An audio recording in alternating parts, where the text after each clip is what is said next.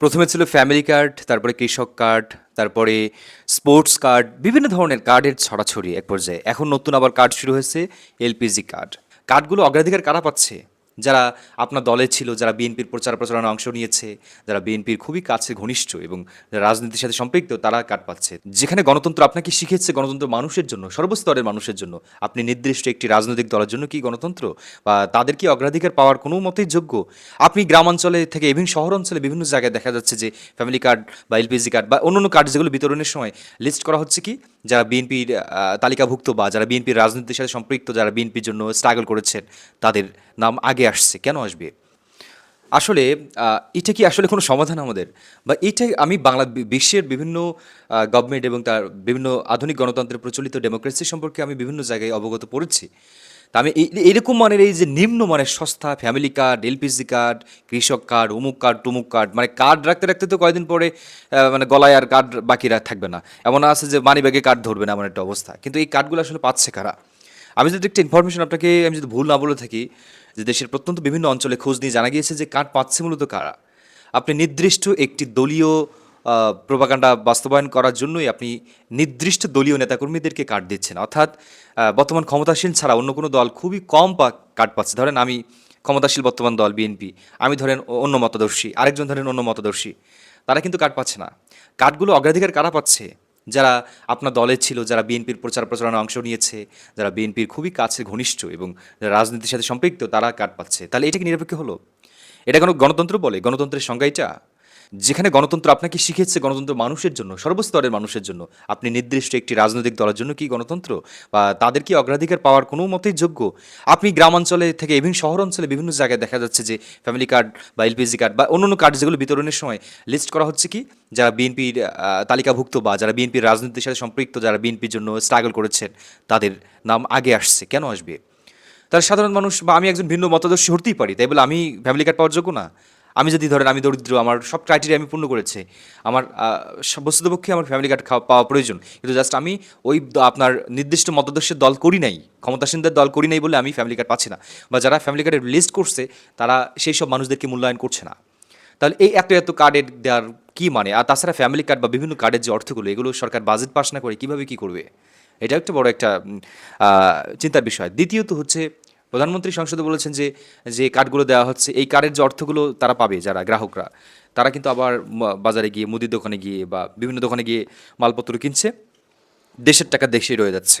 হ্যাঁ, এটা তিনি ভুল বলেননি, ঠিকই আছে যে আমাদের দেশের টাকা তো দেশই রয়ে গেছে, কিন্তু প্রত্যেকটার জন্য একটা বাজেট দরকার, বা বাজেট পাস করে তারপরে এইসব কার্ডের বিষয় করতে হবে। আর সবচেয়ে মূল কথা, যদি সাধারণ দৃষ্টিকোণ থেকে ধরি, আপনি কৃষক কার্ড দিচ্ছেন, কৃষক কার্ড ইভেন ঝিনাইদহতে একটা ভিডিওতে দেখলাম যে কৃষকরা ইঞ্জিন খুলে নিয়ে আসছে তেল নেওয়ার জন্য, তেল পাচ্ছে না তারা, ঠিকমতো তেলই পাচ্ছে না, তারা চাষবাস করতে পারছে না।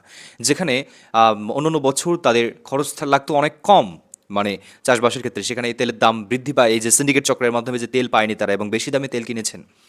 এক বিঘা জমিতে, পার বিঘা জমিতে প্রায় প্রায় অনেক অংশে ২,৫০০ টাকা প্লাস বেশি খরচ হয়েছে। তো এর প্রভাব কি পড়বে না দেশের জাতীয় অর্থনীতিতে? চালের দাম বাড়বে না? ডালের দাম বাড়বে না? প্রত্যেকটা জিনিসের দাম বাড়বে। এই বছর যে এই মৌসুমে যে চাল ডাল যেগুলো হিসাব হবে, অর্থবছর জাতীয় আগামী অর্থবছর থেকে জুন মাসের পর থেকে আপনি দেখেন প্রত্যেকটা জিনিসের দাম বাড়বে। ডালের দাম, চালের দাম আকাশছোঁয়া হয়ে যাবে। অলরেডি আমরা ডিমের বাজারেও লক্ষ্য করেছি যে এই বিদ্যুতের দাম বাড়ার একটা প্রবণতা দেখা দিয়েছিল, সিন্ডিকেট বসায় সেখানে ডিমের দাম বাড়িয়ে দিয়েছে। তা এই প্রত্যেকটা জিনিসপত্রের দাম বাড়বে। আপনি এলপিজি ছিল কত? আপনি হিসেব করেন, এলপিজি ছিল ১৩৫০ টাকা, সেই এলপিজি এখন সরকার নির্ধারণ করে দিয়েছে ১৯৪০ টাকা, কিন্তু সিন্ডিকেট চক্র বসাইছে তারা, কেউ ২২০০, ২৩০০, কোথাও ২৫০০ টাকা দিয়ে স্থানীয় পর্যায়ে। বান্দরবান থেকে একজন জানালো যে তারা ২৪০০ টাকা দিয়ে এলপিজি কিনছে একটা সিলিন্ডার, যেটা ছিল ১৩০০ টাকা, ১১০০ টাকা বাড়াইছেন আপনি। তাহলে প্রত্যেকটা জিনিসের দাম বাড়ছে না, এগুলো কি প্রভাব কার উপর পড়ছে? সাধারণ জনগণের উপর পড়ছে। যারা এলিট শ্রেণীর মানুষ, তাদের তো এর প্রভাব পড়বে না, তাদের কাছে ১১০০ টাকা দাম বাড়া মানে কিছু না। কিন্তু যারা নিম্ন আয়ের মানুষ, তাদের জন্য এগুলো অনেক বড় একটা বিষয়। যাই হোক, সব মিলিয়ে এই সব কিছুর জন্য এই কার্ডের এগেনস্টে আমি কেন বলছি কথা, এই কার্ড কোনো কিছুর সমাধান না, কার্ড কোনো কিছুর সমাধান না। আপনি একটা মানুষকে আরও বেকার প্রমাণ করে দিচ্ছেন। আপনি কৃষি কার্ড দিচ্ছেন কেন? আপনি কৃষি কার্ড বাদ দিয়ে আপনি কৃষকদের প্রণোদনা দিন, কৃষকদের আরও চাষ করার উদ্বুদ্ধ করেন, তাদের ট্রেনিংয়ের ব্যবস্থা করেন। আপনি এলপিজি কার্ড না দিয়ে আপনি দ্রব্যমূল্যের মান স্থির রাখেন।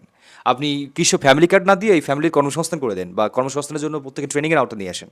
আপনি বৈদেশিক ট্রেনিংয়ের জন্য বা বিভিন্ন দেশের ট্রেনিংয়ের জন্য, বা যারা বেকার যুবক রয়েছে তাদেরকে ট্রেনিংয়ের ব্যবস্থা করে দেন। সব মিলিয়ে এগুলো সমাধান, এই কার্ড কোনো সমাধান নেই। আপনি এত এত কার্ড দিচ্ছেন, পাচ্ছেন আপনার নেতাকর্মীরা।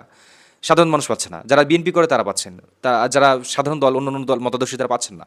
তাহলে এর মানে কি, যারা অন্য অন্য মতাদর্শী তারা কি দেশে বাঁচার অধিকার নাই? এখন ধরো এখান থেকে 5 বছর পরে আমি নিশ্চিতভাবে না হলেও নিউট্রালভাবে বলতে পারি যে ধরেন একটা দলকে কোনো বাংলাদেশের মানুষজন দুইবার দেখে না, দুইবার কখনো দেখে না, ওই যে ক্ষমতায় দেখে না, তা আমি নিশ্চিতভাবে বলা যেতে পারে যে এরপরে জামাত ক্ষমতা আসবে 5 বছর পরে। এখন তাহলে জামাত দেশে যদি তারা ফ্যামিলি কার্ড বিতরণ করে, তো জামাতের লোকজন ধরেন ফ্যামিলি কার্ড পেলো, তখন আপনারা পাবেন না। তাহলে কি হলো, এর কোনো সমাধান নাই। আপনারা যে পদ্ধতি পন্থা অবলম্বন করছেন তারা তো সেটাই করবে, তাদের নেতাকর্মীদের অগ্রাধিকার দিবে, আপনাদের দেবে না। তাহলে এর কোনো সমাধান হলো? এই কার্ড-ফাট বাদ দেন, এই কার্ড-ফাট বাদ দিয়ে ট্রেনিংয়ের ব্যবস্থা করেন। প্রত্যেকটা ফ্যামিলিকে স্বাবলম্বী করতে সাবেক প্রধানমন্ত্রী কিন্তু একটা কাজ করেছিল, একটিবার একটি খামার একটা প্রকল্প নিয়েছিল, যদি সেখানে দুর্নীতির একটা অভিযোগ পাওয়া গিয়েছে। তো এরকম ধরনের প্রকল্প হাতে নেন, যাতে করে একটা ফ্যামিলি স্বাবলম্বী হতে পারে। এই কার্ড-ফাট এগুলো কোনো বিষয় হতে পারে না। এই কার্ড-ফাট উঠাই দিয়ে ট্রেনিংয়ের ব্যবস্থা করেন, উন্নততর প্রশিক্ষণ দেন, প্রত্যেকটা ফ্যামিলিতে বিকল্প ব্যবস্থা তৈরি করেন, তাহলেই দেশের মানুষ করবে। এই একদলীয় কার্ড এগুলো আর বিতরণ করেন না।